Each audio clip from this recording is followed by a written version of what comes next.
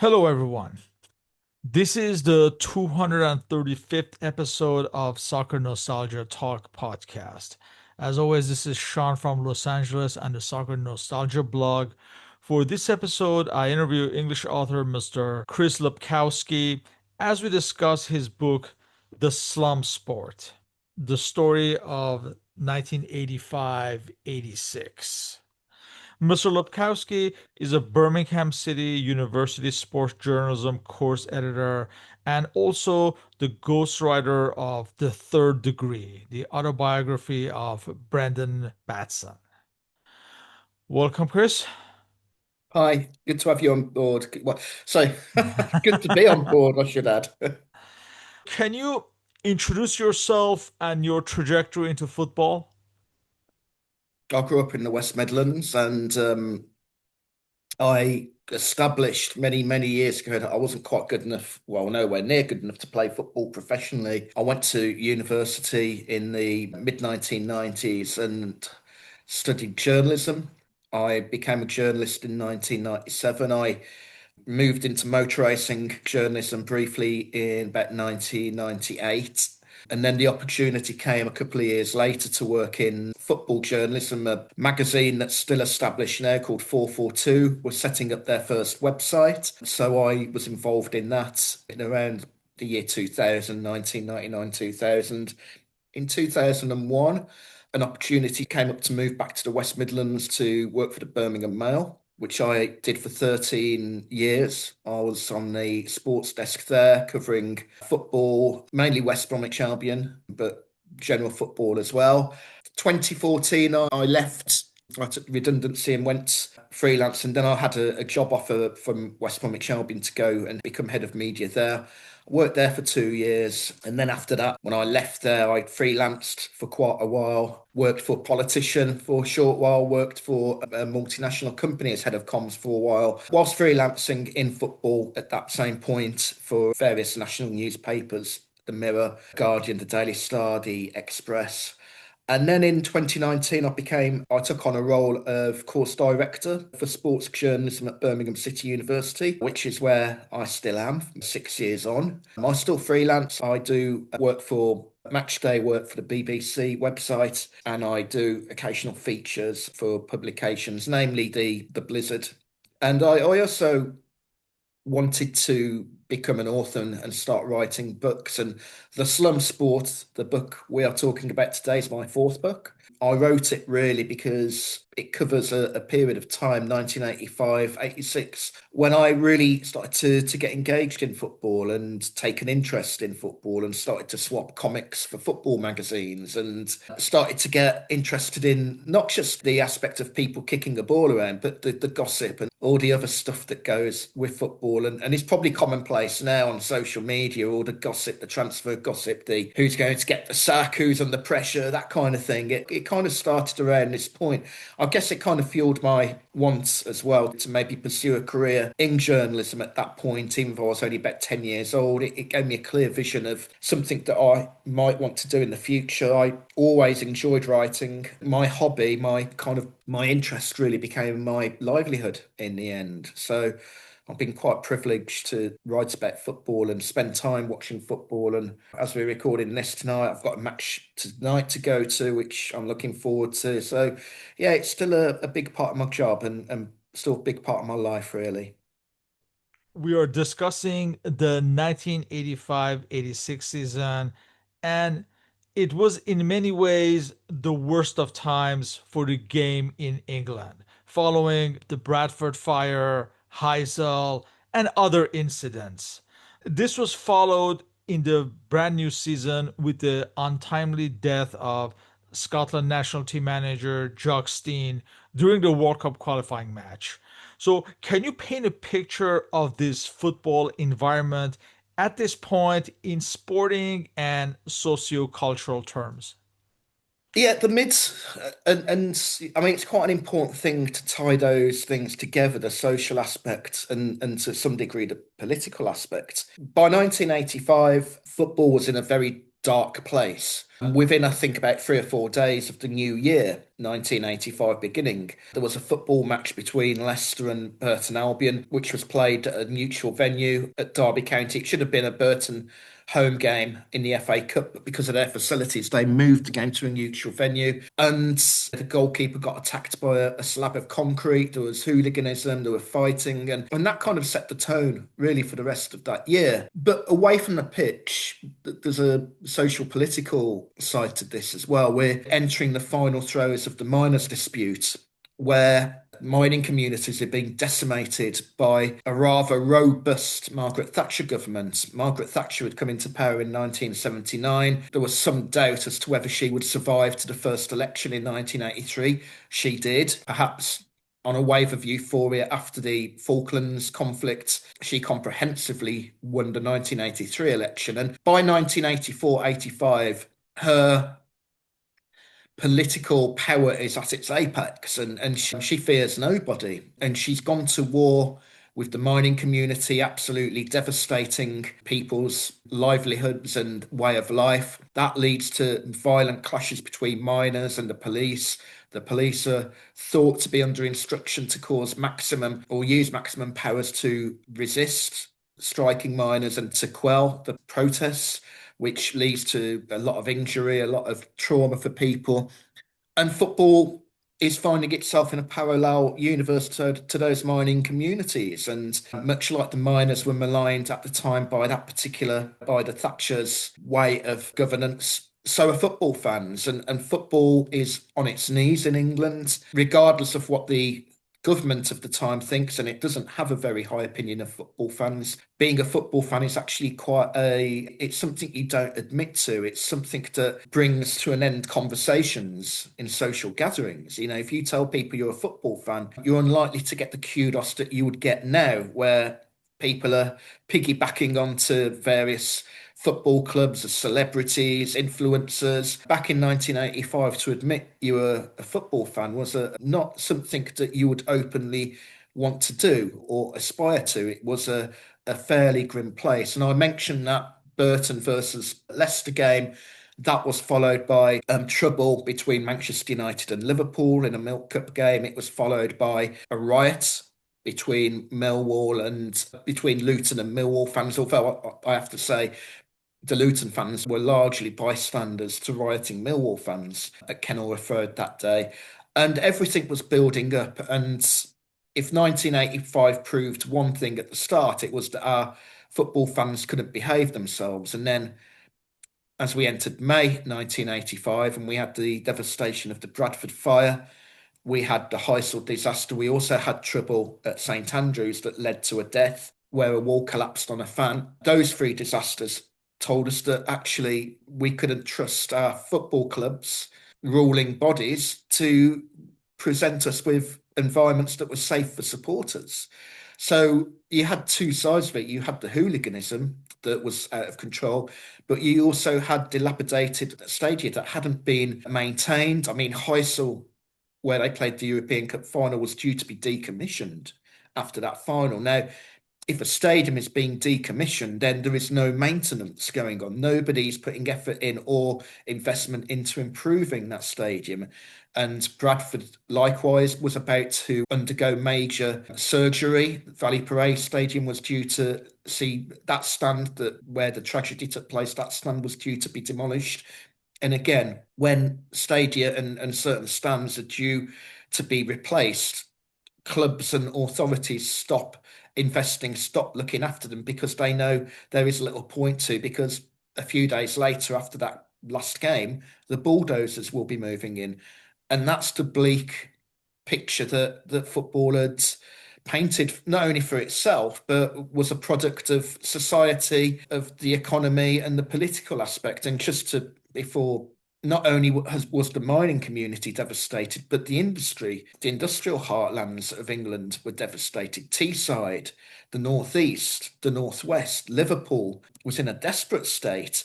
The West Midlands, we had the car industry going and slipping under because there were basically cheaper cars being imported from elsewhere. There were questions about the build quality of British cars. So the motoring industry was on its knees. So it wasn't just the mining industry decimated, it was the industrial heartlands of the UK. And when people lose their jobs, people become angry, people become disenfranchised, disengaged. And all of this wasn't helping the climate around football and the people who watch football who felt angry probably at what the kind of prospects and the changes to their lives that they had brought about by the government of the time. And it's so strange reading your book and to see how football was frowned upon. When you think about the game is so important to the culture of the nation historically for over a century at that point. Can you discuss the origin and context of the term slum sport used in your title? There was a Sunday Times editorial which came out a week, I think it was either the Sunday after, I can't remember now, Sunday after Bradford or the following Sunday. So this editorial piece in the Sunday Times actually came out before Heysel, where it said that football was a slum sport watched by slum people in slum environments, slum stadia, to paraphrase it. But there was very much an emphasis on the word slum. And it kind of encapsulated where football was. And I thought it was the perfect title because it was a slum. If you looked at the stage at the time, attendances were down hugely, which in turn gave you an opportunity to just see how poorly maintained a lot of the grounds were, how crumbling they were, how old-fashioned they were for the 1980s and out of step with maybe stage or elsewhere in America or Italy or Germany. We weren't making the stadia safe anymore. It wasn't particularly, with the exception of one or two clubs, Tottenham being one, who had invested in corporate facilities, to go and watch football in a stadium was not a particularly pleasurable experience. So the Sunday Times were in many ways reflecting the mood of the time, but in some respects they were spot on that it was a slum sport that was watched by people who did cause trouble at times and in arenas, and can you even call them arenas, in places that weren't really fit for purpose by 1985. And in many cases, we'd played in grounds that hadn't been updated for many years, other than maybe had one or two minor modifications built in over the years. The name of each chapter in your book corresponds to a hit pop song of that era to give it a clear flavor of the moment. How did you decide on this format? Do you know, like I said earlier, this is the fourth book I've written. And each book I've been involved with has been set in a particular time. And to put myself to really kind of focus and zoom in into those periods, I've always liked to play music of the time. For one of the previous books, I had to ask somebody to help me because I wasn't really in tune with the music of that time. But with this era, I do remember it very well. So I built up a soundtrack of music from 1985 and 1986 that I listened to while I worked. And I just felt that each chapter corresponds with a name that is appropriate to that chapter. So, for instance, the chapter about Chelsea winning the full Members' Cup. The full Members' Cup was a competition derived from the Heysel ban that no clubs particularly wanted to play, and they were kind of strong-armed into playing it. And so I felt the ideal song for that was My Favourite Waste of Time. West Ham's chapter, Frank McAvenny, had arrived from St Mirren and would score 28 goals.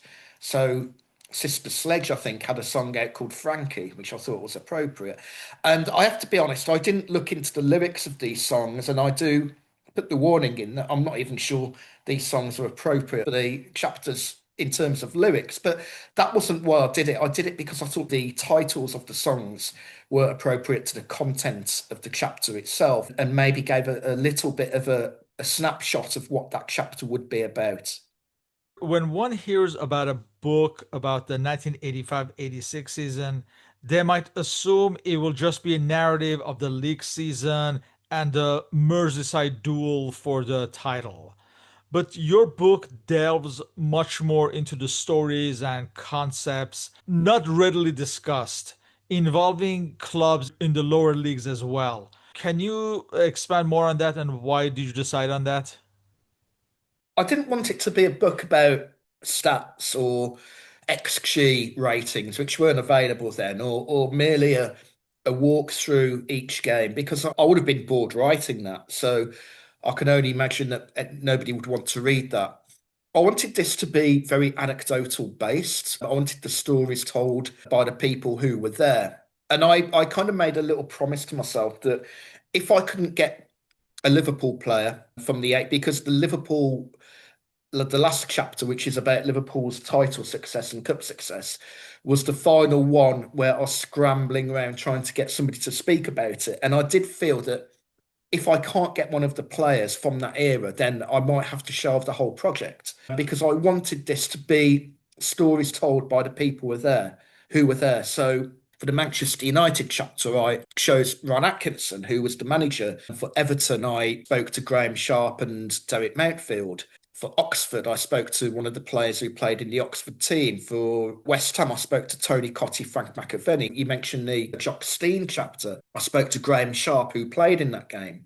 I spoke to commentators Jim Rosenthal and Martin Tyler, who were there. Martin Tyler was a good friend of Jock Stein's. And for the Liverpool chapter, Gary Gillespie spoke. So I wanted the people who were at the forefront of that season and the forefront of the stories to tell the stories through their eyes. I did the research, I did the background checks and checked on which games were important, which particular games this happened in or that happened in, or what was unusual about that 8-1 victory that West Ham secured about against Newcastle, because it was played when Newcastle had three goalkeepers in one game. So I picked out the sort of the references and the cultural touch points of the time, and I just presented it to the people I spoke to and said, this is what happened. This is what happened. What are your memories? What can you tell me about that season? What happened? What was it like? And I let them speak really and gave them the platform and the opportunity to talk about it, to maybe settle scores, to maybe give their version of events, to give me the narrative as seen through them. And it isn't a definitive version of events. There are people who might read it and disagree with what one of the players has said or one of the managers has said or might pick it up and think, oh no, I don't think that's not what I've heard. And that's fine. This is done through the optic of the people who I spoke to who were there. For instance, Ron Atkinson is probably a classic example of this. Ron Atkinson, his Manchester United team won the first 10 games of the season. It looked like being a one horse race and they finished fourth. So naturally, Manchester United fans might certainly question the manager's influence or inability to stop that run of games. But of course, Van Atkinson is going to tell me all the reasons why it failed and why it didn't happen. And it will be through his eyes where perhaps he deflects the attention to the injuries he had that year or the momentum that they lost through one player being highly linked with a move elsewhere, talismanic players getting injured and other clubs simply picking up runs at the right time during the right point of the season. So it's through the eyes of people who were there. I'm not a statistical person. I don't like to overwhelm people with too much data. I wanted it to be stories of that period rather than an analysis, a deep dive into figures and data and things like that. It's not what that book's about. Well, let's talk about your story. Where were you in life as this 1985-86 season kicked off? I was nine and turned 10 in December 1985, which hints to a milestone birthday that I have looming in the next few days. It was an interesting time for me because I was at school at the time and I didn't have a perception of football being this unattractive product. For me, football was going to school, somebody would get a ball out of the bag during the break, during the playtime, and we'd play football. We'd play football until that whistle went for us to go back into class. And that became my life. At 9 years old, I remember sitting down. My parents, and I mentioned this in the book, my parents bought this huge TV, and I remember being sat down watching from 8 o'clock in the morning till 5 o'clock, the whole build up to the 1985 FA Cup final and watching the 85 FA Cup final. And I'm not a Manchester United fan and I'm not an Everton fan, although I loved that Everton team. I thought it was a wonderful team. But my hero at the time was Brian Robson, who was the captain of United. And I remember watching that game from start to finish and everything in the build-up. And it wasn't a great final. You know, history and people who were there will tell you it was a very stodgy game. The talking point was a sending off to Kevin Moran. And then Norman Whiteside scored a goal that bewilders me to this day, how he managed to get the bend on it that he managed to do. It was a goal to win a cup final, worthy of winning a cup final. And I was at that point completely transfixed. And I thought, this is what I want. This is what I want to watch all the time from next year. And having gone from sporadically watching football, I was suddenly wanting to watch every game. I remember a couple of weeks later coming back from karate lesson in an eager anticipation to watch the European Cup final and being slightly bemused to see the game wasn't being played. It was lots of talking, lots of some kind of commotion going on in the stands, and it quickly became apparent what was happening at Heysel. But it was also this period where this new TV I talk about, we discovered completely by accident that it had something called teletext, which was for younger listeners, it was like a really crude analog version of the internet where you could punch in three numbers on your remote control and it would take you to a text service that provided news. And it provided news like national news, international news, weather reports. You could find out what was on TV later that day. But crucially, there were pages dedicated to sports news. And instead of coming home and rushing to put the TV on and watch kids' TV, I was rushing home from school and wanting to find out what the football gossip was, who was being sacked, who was injured, who was coming back from injury, what the scores were on a Saturday. And I think during that summer of 1985, I got more and more excited by the prospect of this new season looming. And then the season arrived and there was no football on TV. And at 9 years old, my two eldest siblings, my two oldest sisters were both at university. And one didn't like football, so she wasn't going to take me to football. My other sister was at uni. She couldn't take me to football. And my dad, although he liked football, he wasn't particularly keen to take me to football grounds where there were people rioting and people were sat in stadiums that weren't particularly safe. So that was a non-starter. So that particular year would be watched on TV for me. But of course, we got to summer of 1985 and there was no football on TV because the TV authorities could not agree a deal with the football authorities. Before we discuss this TV blackout, for anyone younger than us, can you present the state of things as far as television, technology? I mean, you already mentioned the teletext and the football magazine culture at this point. Well, the magazine culture, the two main magazines from my memory, there was a magazine called Roy of the Rovers, which was like a comic. That didn't really interest me. But the two main magazines that I would gravitate towards were Match and Shoot.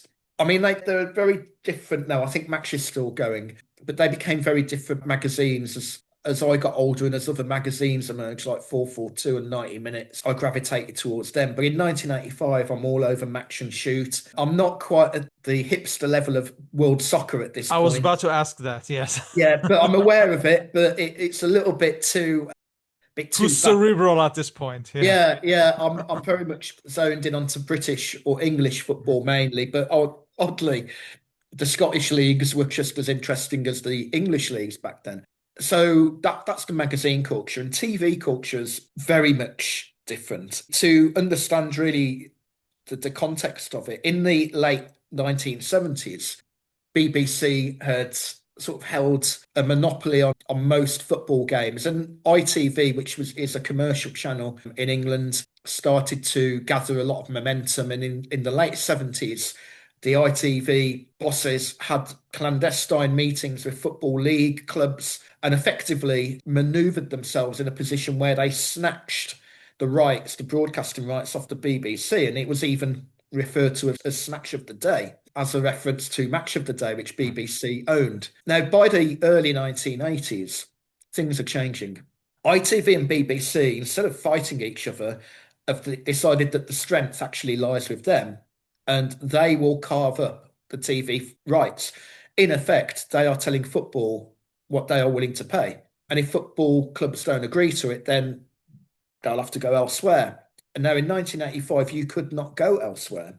Now, when the 1985-86 TV rights were coming up for tender, which was around late 1984, early 1985, again, ITV and BBC effectively put their flag in the spot, if you like, and said, this is all we're offering, take it or leave it. There was a rival bid from an organisation who were willing to show games in places of public community places. So pubs, they were willing to show games in pubs, in community centres, in youth centres. And this was a slightly revolutionary pitch by this organisation. And they were offering more money. And at one point, it looked as if the football clubs or football would go with that bid. And at the 11th hour, that company withdrew its tender, which took them back to stage one, really. So ITV and BBC were back in the box seat, and football could not agree a deal with them. Robert Maxwell, who was owner of Oxford United, who would get promoted that year, called it mad, sad, and bad. So we entered this period where, and Robert Maxwell was key to this because he believed football was worth 10 times more than what the TV companies were willing to offer. So we got to a point where by 1985, summer of 1985, there has been no agreement for the football rights. By this point, a gentleman called Irving Scholar, who was the owner of Tottenham, had commissioned a report, or would commission a report, by a guy who would be instrumental in helping set up the Premier League. But he'd worked for Saatchi and he was commissioned to do a dossier into the value of football. And he, after extensive research, came back and said, actually, football is worth about 10 times what BBC and ITV are offering it, which was in tune and chimed with Robert Maxwell's valuation. So by December 1985, there has been no football on TV. And eventually, the two parties get around after about 30 meetings that began in January 1985 and come up with a new deal, which is slightly worse than, or significantly worse than the one that was offered initially. But crucially, this report into the Premier League, conducted by the Saatchi employee, informs the football bosses that actually they're sat on a pot of gold. And it's during this period that Irving Scholar of Tottenham, David Dean of Arsenal, Martin Edwards, the owner of Manchester United, Philip Carter of Everton, begin to have discussions. The PFA are involved, Gordon Taylor, Brendon Batson are brought in, and they begin to speak about the prospect of a breakaway league. The Rangers and Celtic owners are invited, and although we don't know it yet in 1985-86, that TV dispute ends up planting the seed that would become the Premier League because it makes football owners realise that never again must they be held hostage to TV companies, especially given the projected value of the sport. And that is a real marker in the sand, really, that particular season. It opens the eyes to the owners of what they're sat on. And although it would take a few more years for the Premier League plan to be finessed, in 85-86, it was still referred to as the Super League. Although it would take a few more years for that to evolve and to be finessed, 1985-86 was a very, very clear defining moment in what would become the Premier League project. When you think about the TV blackout, I mean, it's astonishing to think that there was no football on TV for half the season, essentially.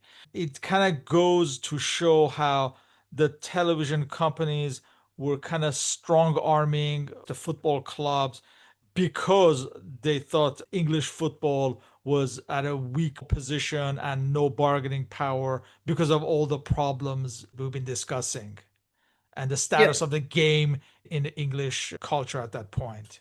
Yeah. it is, and even concessions had to be made. I mean, if you look at the 1985-86 Liverpool hit, for instance, the shirts, they're sponsored by an organisation, a company called Crown Paints, a paint company. And if you look at the shirts they wore on TV matches, they're very different to the shirts they wore in non-TV matches. The logo is tiny for TV games. Same with the Everton sponsor, NEC.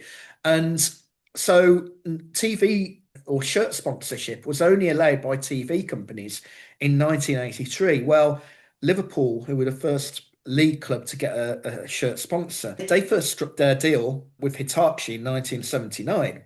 So it took 4 years for TV companies to allow sponsorship on shirts from that first shirt sponsor. By 85-86, they are still demanding that shirt sponsors are tiny and reduced in size, which is really ironic given that around the pitch you've got adverts, and everywhere you look in the stands you've got some form of branding. You look at the football shirts and they're either built made by Adidas or Umbro or Le Coq Sportif, and it's just really, there's this control that TV organisations had over football that they were just unwilling to kind of relinquish and wanted to maintain a control of for so long. And things would change, and we now find ourselves where broadcasters pay vast amounts of money and football is in such a different place to where it was. And I'm just curious about kind of living through this television blackout. I mean, as a growing football fan that you were, like at school, I mean, what would be the topic of conversation if you didn't have the images? That must have been strange. It was, and I can't remember, if I'm honest. I really struggle to remember what we would have done, but I think the magazine culture of football really probably shot up during that period because unless you went to games, your only way of knowing what was going on was to buy newspapers, was to watch the news and wait for the results to come in, or watch grandstand and wait for the results to come in. If you were lucky enough to have teletext, you could keep in touch that way. And maybe if you lived in an area that where had they had a committed radio station to cover sport, you could maybe do that. So I guess the magazine culture must have been quite important. Although, of course, match and shoot would always be about a week behind the football. So if, like, let's say the magazines came out on the Wednesday or Thursday, you'd be reading the match report from the previous week, which probably wasn't a massive problem back then. And it was probably almost normal way to consume news. And of course, newspapers at the time, the area where I lived, the Birmingham Mail and the Express and Star newspaper, rival newspapers, Birmingham Mail was selling probably about 250,000 every night.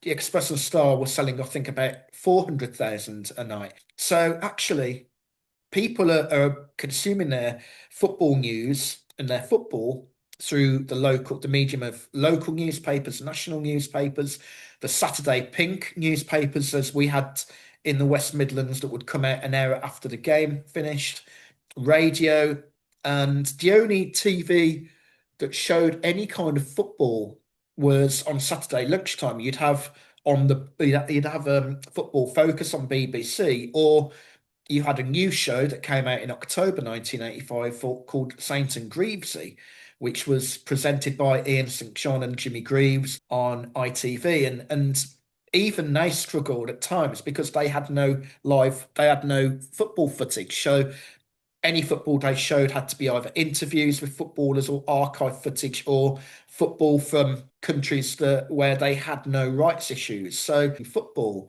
and it seems really, it seems really in this era of oversaturation of football. Really, I think if you wanted to watch a game of football between waking up and going to bed, you could probably manage to do so somewhere somehow, watching games from around the world. But back then, it was kind of, to have a live match on or to have highlights, especially a live match, was a little bit of a treat.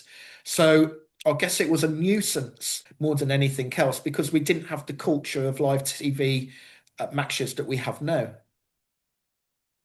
The post Heysel European ban naturally affected the game, and many players and fans alike felt hard done by, despite realizing that something had to be done. Can you discuss its immediate impact on the 1985-86 season and the ultimately unpopular domestic cup competitions created to mitigate the damage? Yeah, well, in response to Heysel, there were two competitions hastily arranged. One was the Super Screen Cup, which involved all the clubs that would have played in Europe. So it involved Everton, Liverpool, Manchester United, Tottenham, Norwich City, Southampton. And I mean, it was a desperately poorly attended competition. The clubs didn't really take it seriously. I mean, I found evidence that Howard Kendall, at first, for instance, of Everton, was quite keen to win it and do well in it. But by the end, there are apocryphal stories. I don't know if they're true or not. I could find no evidence of this. That in the final against Liverpool, he sort of said, right, let's get this over with. And the final wasn't played until 12 months after the first match. And it was a two-legged affair against Liverpool, which Liverpool won. So that was the Super Screen Cup. The full Members' Cup was derived for the clubs that weren't playing in Europe or wouldn't have played in Europe had there been no ban. So that was all of the rest of the first division and the second division clubs, because the first and second division clubs are known as full members of the Football League, or they were back then. So this was a competitions for Leagues One or Divisions One and Two.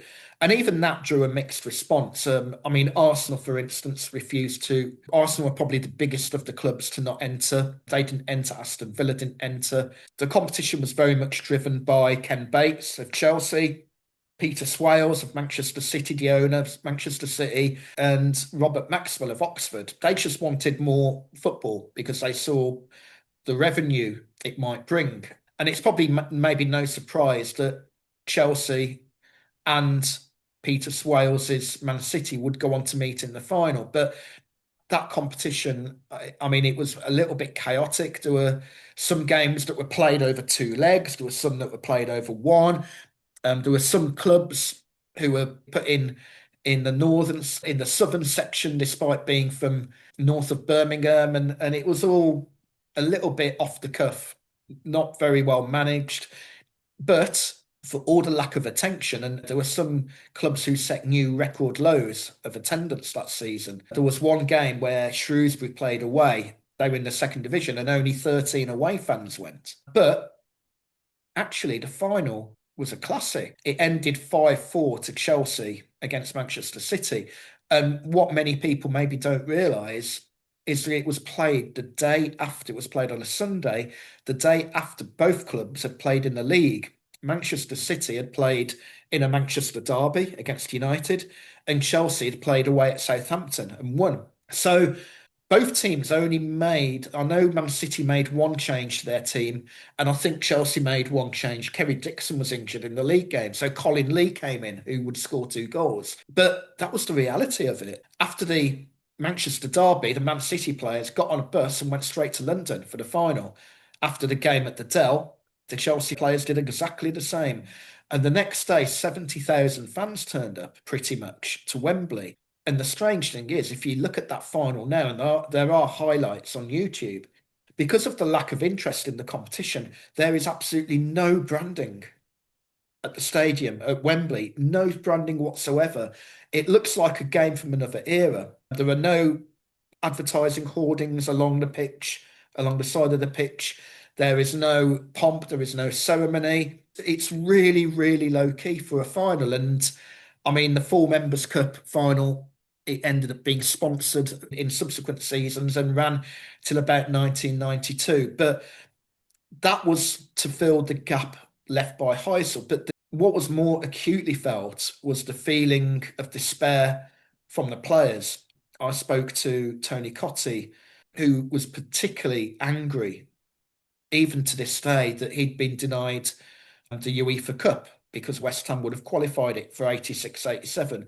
Graham Sharp was frustrated because he could understand that something had to be done. But both of them said, don't punish the players, don't punish the innocent clubs.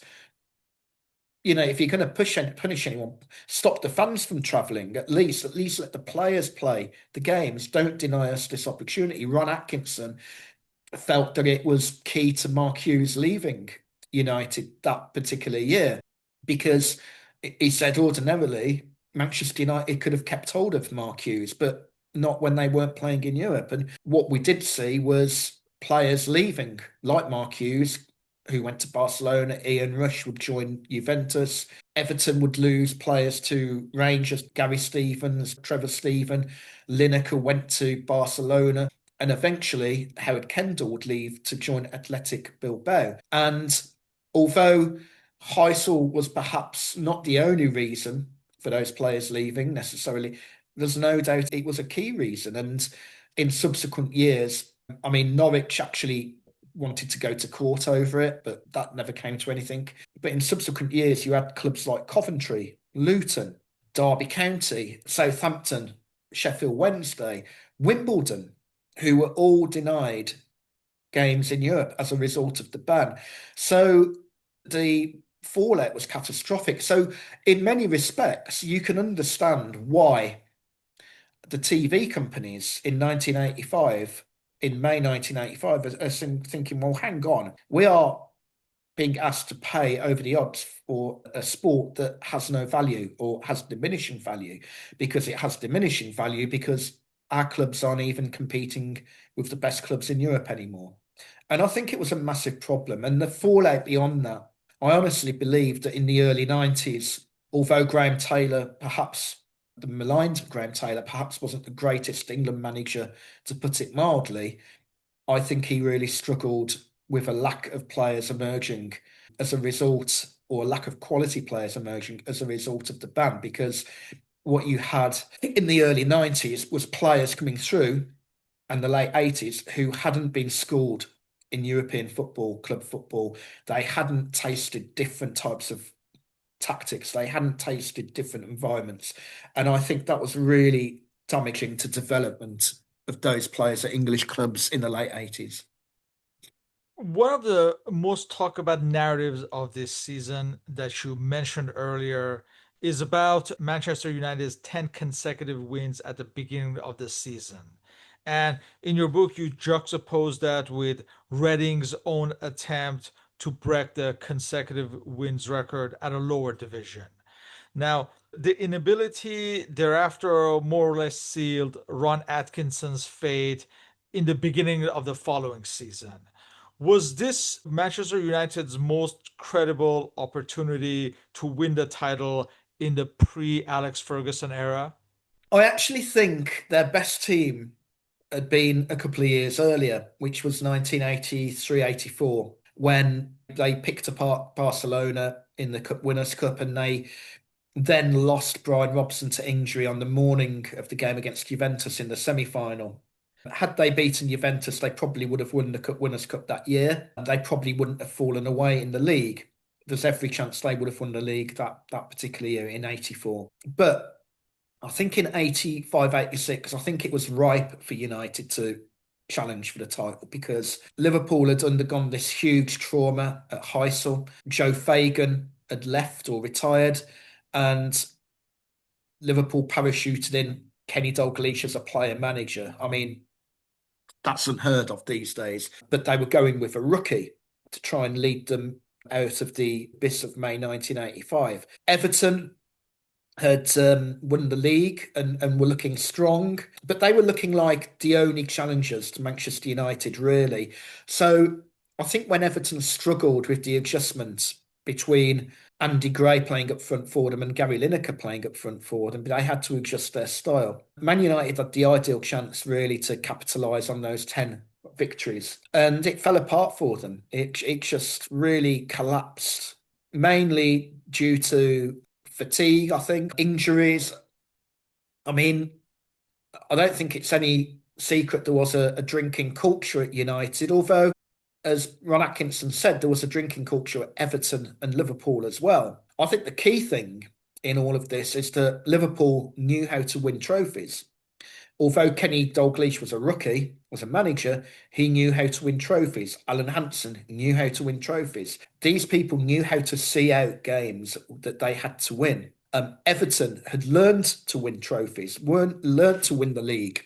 So it's perhaps no coincidence that both Everton and Liverpool struck up great runs when it mattered, right at the business end of that season. Now, Everton suffered an almighty blip at Oxford that cost them the league, but they knew when to take charge of the league. They knew when to take charge of the momentum and to make that push.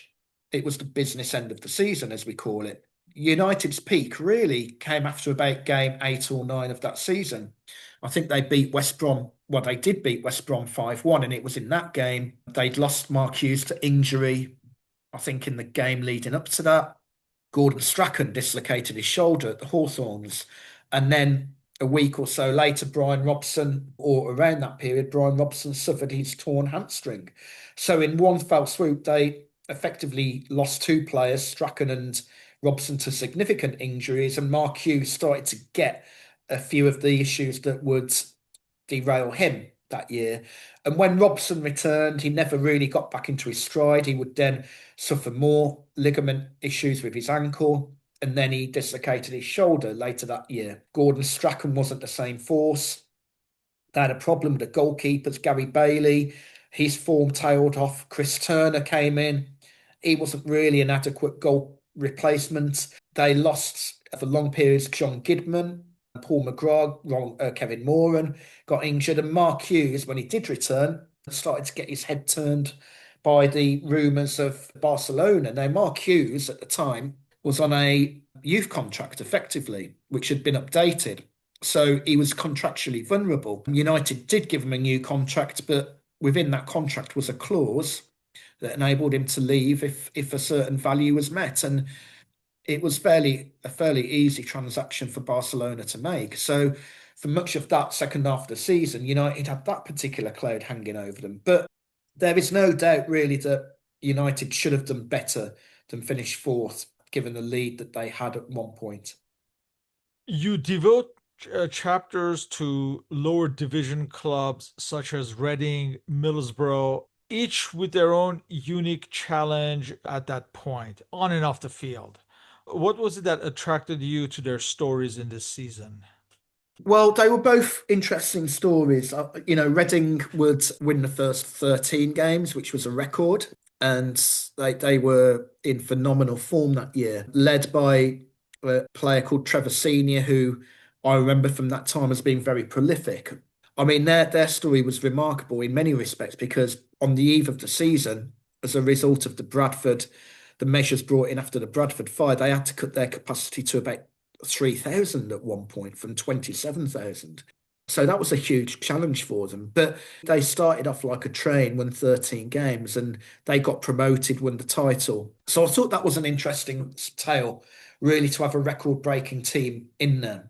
And Middlesbrough were at the other end of the spectrum, really. They were clubs struggling for survival in the second division. They would get relegated this year, but their biggest challenges came really towards the end of that season when they ran out of money and they were effectively closed down, and the chain and padlocks were put around Ayresome Park gates. They had to train on park pitches. They were literally minutes away from going under, and the local TV channel Tyne Tees actually announced that they had closed down at one point.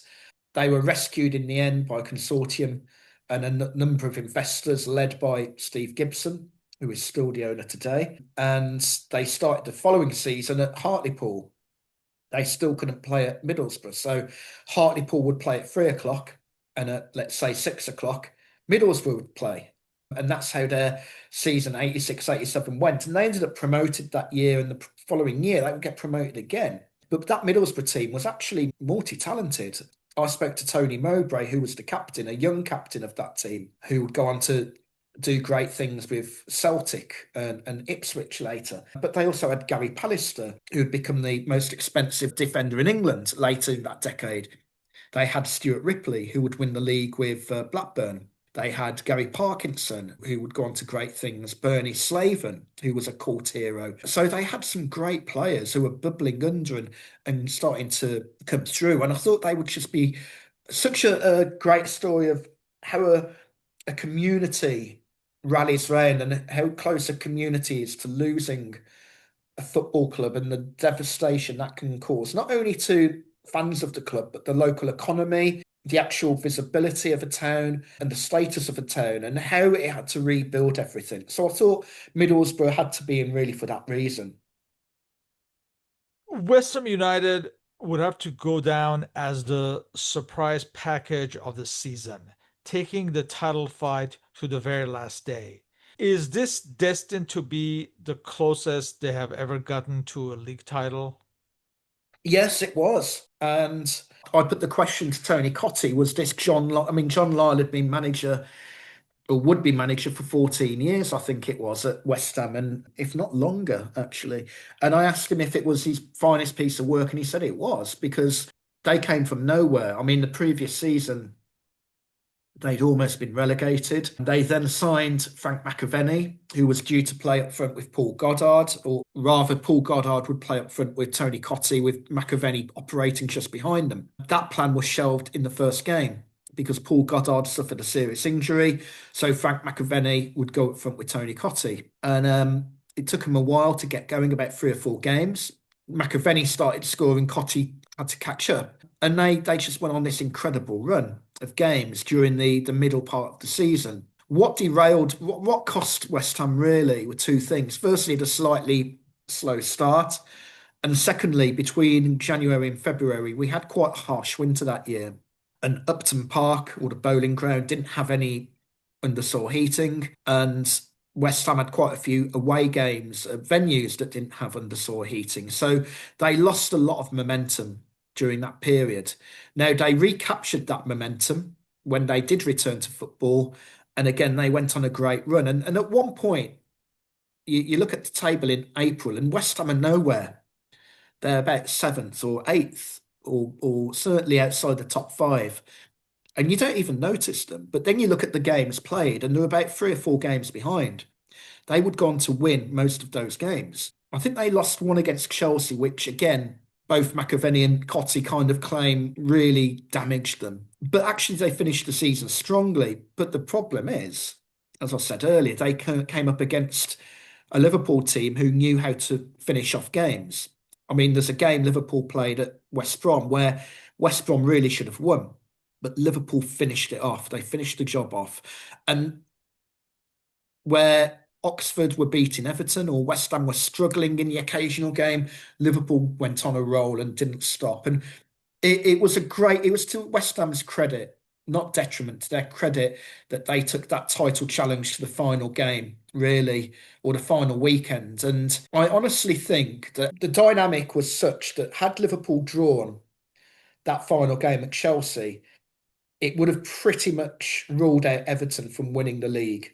And it would have handed momentum to West Ham. And I think had that happened, West Ham would have won the league that year. I think they would have won because Everton played West Ham on the Monday after all other games had been completed, pretty much after Liverpool had completed the season. And had West Ham been in a position to win the league as a result of Liverpool drawing at Chelsea, I think West Ham would have done it. Now, had Liverpool lost against Chelsea, that probably would have made it a winner takes all in that Everton versus West Ham game. And I probably would have fancied Everton in that instance. But it was unusual that West Ham took it to and really got to that level. But it was a perfect storm for them that year. And at the start of that season, when the forecasts were made and you look at the odds, look at the top goal scorer odds, Frank McAvenny isn't mentioned, Tony Cottee isn't mentioned, West Ham aren't mentioned. And in fact, when Jimmy Greaves was doing his pre-season predictions, he actually said West Brom, not West Ham, would be the dark horse that year, which goes to show how brilliant really West Ham did that particular campaign. As far as the league title, it was all about the Merseyside clubs, Liverpool and Everton. And both clubs had changes that season. Gary Lineker replaced Andy Gray for the Blues, and Kenny Dalglish was appointed as player manager in a difficult time for Liverpool. Dalglish rose to the challenge to lead Liverpool to their first ever double, and only double to this point, when at times it seemed like they were headed for a decline. As far as Everton, they finished runner up in both competitions, the league and FA Cup, both to Liverpool. Was this a case of the Merseyside clubs pushing each other for excellence in those few years?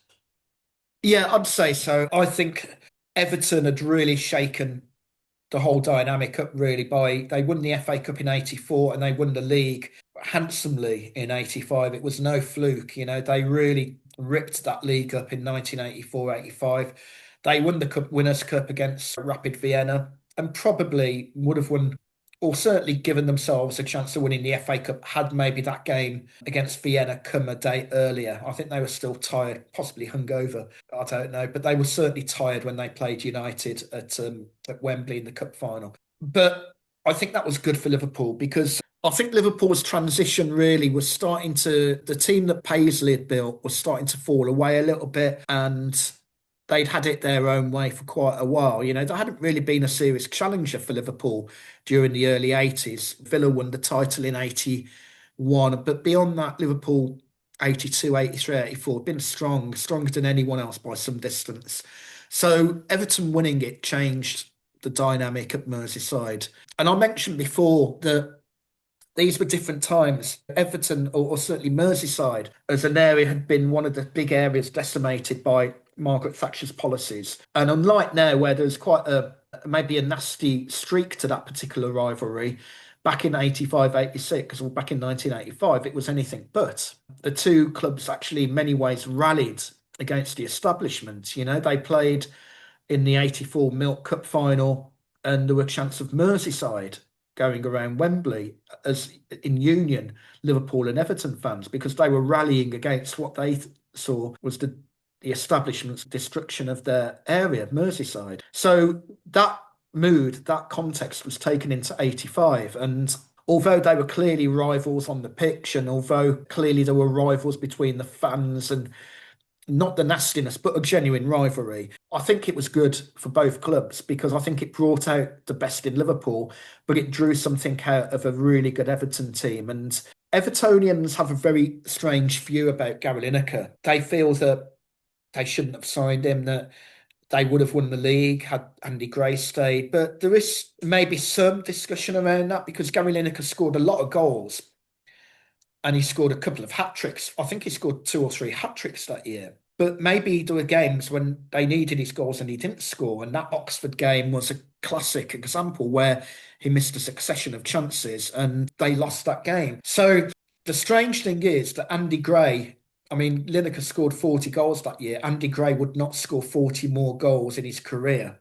So I think you have to weigh that up as well, that Andy Gray was maybe coming towards the end of his career. Lineker was very much at the apex of it. But with Liverpool, it was the audacity of replacing Joe Fagan with a player manager, a 34-year-old player manager. It's just mind-blowing. Arrogance is the wrong word, confidence, to actually think this young pretender, great player Kenny Dalglish is, but that's a gamble installing him as manager. But he won the League and Cup double, and as you rightly say, the only League and Cup double they've won in terms of the FA Cup. And Alan Hansen, after one defeat to Everton in February of that year, 86, turned around to Dalglish and said, this is the worst Liverpool team I've played in. We're not going to win a thing. And Dalglish said to him, he said, we will do it. Keep the faith. We will do it. Well, the negatives for this season are obvious, but what would you say were the positives and novelties of this season? And did these positives in any way bridge the gap with the dissenters? Well, I think the positives are that it was a season of great excitement, really. It was a season that football needed after the despair of the previous campaign. And 1985 just wasn't a great year certainly the first half of it.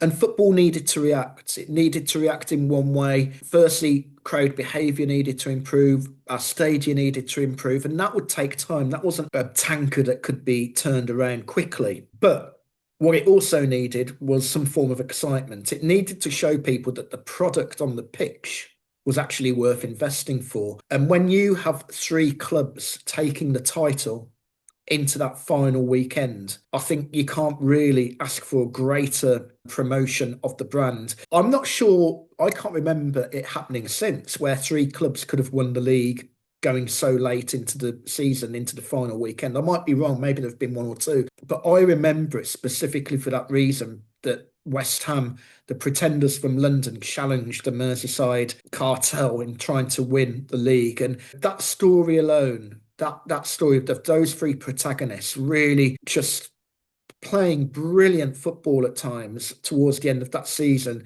and taking that title dice right to the very death, I think is just what football needed. And of course, I don't mention this in the book, but we have Mexico 86 to come later in that summer, which I think changes perception again and goes some way to improving things. Now, what we don't see is a change for a few years in terms of behaviour, and we don't see stadiums change hugely until after Hillsborough. But I think there were improvements in 85, 86, certainly in terms of the quality of the product and just general feeling around football that when it wasn't shown between August and December, we did miss it. We did. It was very clear that football and TV needed to find a way of coexisting. And luckily, those talks were concluded to the satisfaction of everyone. And we finally got football back on the screens in January. But I think it was the reaction that football needed that year. What lessons were learned on and off the field that would be beneficial for the eventual Premier League? Well, I think the dossier that I mentioned earlier in the deep dive into football's value, the guy from Soccernostalgia who looked at the potential, the revenue that could be brought in through advertising, through the product that was football, that was a really key piece of analysis because that woke the football owners up to what they were sat on. And to give you context, David Dean, who was heavily involved with Arsenal, he was vice chairman. He had spent a lot of time in America looking at how America did sport. And it was David Dean who wanted to extend half time to 15 minutes because 10 minutes wasn't enough. It was David Dean who wanted to give managers not one substitute, but two. And, people, other chairmen were up in arms saying, well, that means we're going to have to find we're going to have extra laundry bills. We're going to have to find an extra hotel for away games. We're going to have to get a bigger coach. What's our manager meant to say to his players for an extra 5 minutes? Because he knew that with those extra 5 minutes, he could sell more merchandise. People might go and buy some more food because they've got a bit longer period of time to kill between the first and second half. Irving Scholar arrived at Tottenham and floated the club on the stock exchange. He then looked at White Hart Lane and thought, well, how can I make this more appealing to my kind of people? I need to build a facility where people, the movers and shakers of London, of the city, can bring clients to watch football. And rather than stand on the terraces, they can sit down, have a three-course meal, a glass of wine, and watch the game in luxury. So he built a new stand, a new executive collection of executive suites at White Hart Lane. He couldn't understand why, as credit cards were coming into use, you couldn't pay with plastic at White Hart Lane. So he introduced facilities where people could use plastic credit cards. And this is where football was in 1985. And with those people, people like Scholar, people like Philip Carter at Everton, Martin Edwards at United, who would transform United's revenue pathways. Football and David Dean, of course, football changed and it had to change. And it came out of the whole parochial noose that was around its neck. Because make no mistake, that football was so parochial at this point that you still had chairmen who would resist wanting change. You still had people involved who couldn't see the benefit of televised games and didn't want shirt sponsorships because they thought it damaged the look of the shirt. Well, actually, it's bringing you money in. And it took people like David Dean and Irving Scholar and Martin Edwards and others. Robert Maxwell was key to that, and Ken Bates at Chelsea. It took people like them to actually think about football from a commercial, from a revenue generating or generation point of view. And the product we have now for people of my age maybe doesn't have that same appeal, that same rustic appeal that football had in 1985, but it's been to the benefit of football. We now have the Premier League as the preeminent league in the world, the most lucrative league in the world. And the origins of that can be traced back to people like Irving Scholar, people like David Dean, people like Martin Edwards, and the work they put in during those late 1980s, triggered by the atrocities of what happened in May 1985, and then would later accelerate that as a result of what happened in May 89 at Hillsborough. What were your own impressions as a young fan at the end of that season compared to the beginning? I ended that season. My club, West Brom, were relegated, by the way. They only won 4 games. So there was that kind of bitterness around that and sadness around West Brom falling into the second league, and they wouldn't come out of there until they didn't come back up until 16 years later. But I wasn't to know that in 1986. In 1986, I could not wait for the World Cup to start. I could not wait for football to resume the following season.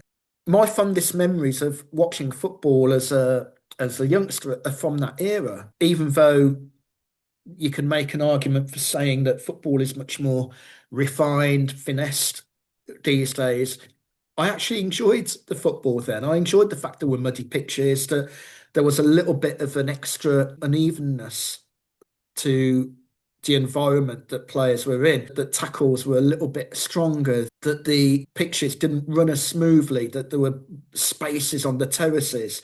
Football grounds looked different. Football shirts looked different. You could look at a stadium and you could spot straight away that was White Hart Lane. You could look at Goodison Park and recognise it as Goodison Park. Stamford Bridge used to have cars parked behind the goal, and you could spot it a mile off. Anfield had that unique look to it. The Hawthorns had a paddock in front of the main stand.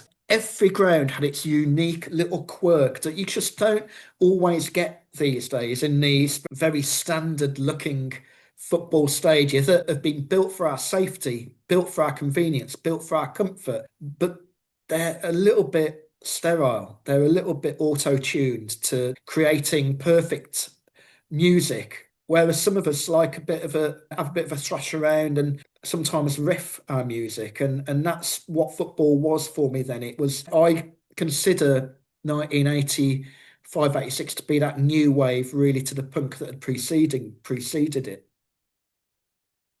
In closing, what is the cultural legacy of this unique 1985-86 season that started under a cloud, but as we mentioned, ended with a three-way title fight, a Merseyside FA Cup final, and an unfancied team like Oxford winning the League Cup? I think it showed that we were still in an era where anything in football could happen. A club like Oxford could come up from the lower leagues. I mean, they only came into the league in the early 60s. A club like Oxford could come into the top division and win a competition that was still valued. It showed that a team like West Ham, who were a modest London club, probably third or fourth in the pecking order at that point, could come and actually challenge for the league.